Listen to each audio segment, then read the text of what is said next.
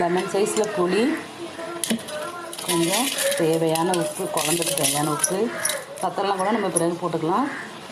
கொஞ்சம் தண்ணி.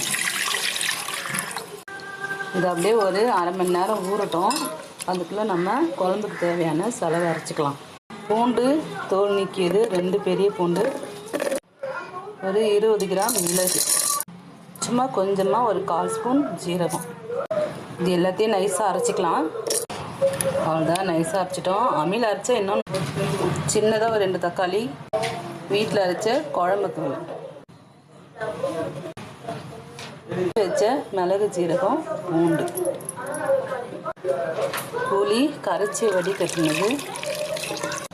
இது எல்லாத்தையும் சேர்த்து நல்லா கலந்துக்கலாம்.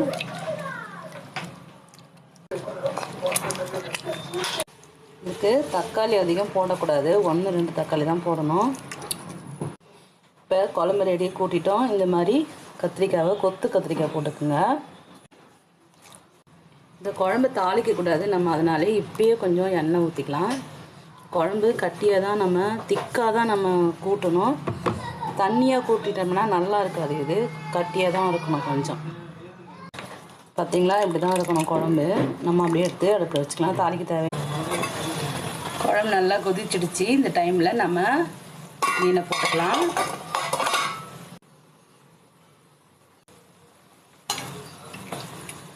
குழம்பு நல்லா கொதிக்கணும், அதுக்கப்புறம் மீன் போட்டுக்கோங்க.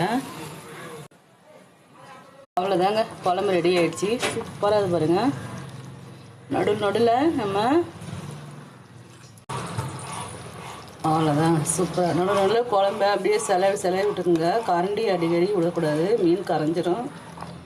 அவ்வளோதான், அருமையாக இருக்குங்க அந்த குழம்பு.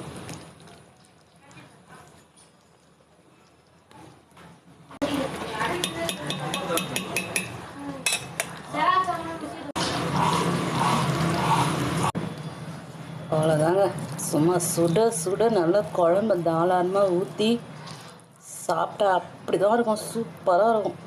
வாசனை அதை விட இருக்கும். அவ்வளோதாங்க, நமக்கு மிளகு பூண்டு குழம்பு ரெடி. கார மீன் போட்டு, இதே நீங்கள் திருக்க மீனுக்கு கூட இதே மெத்தடில் நீங்கள் திருக்க மீனுக்கும் பண்ணி சாப்பிட்லாம். அது சாப்பிட்டா இன்னும் வந்து உடம்புலாம் போயிடும். இது சாப்பிட்டாக்கா அவ்வளோ நல்லதுங்க. இது வாயெல்லாம் ஊறுது ஃபஸ்ட்டு.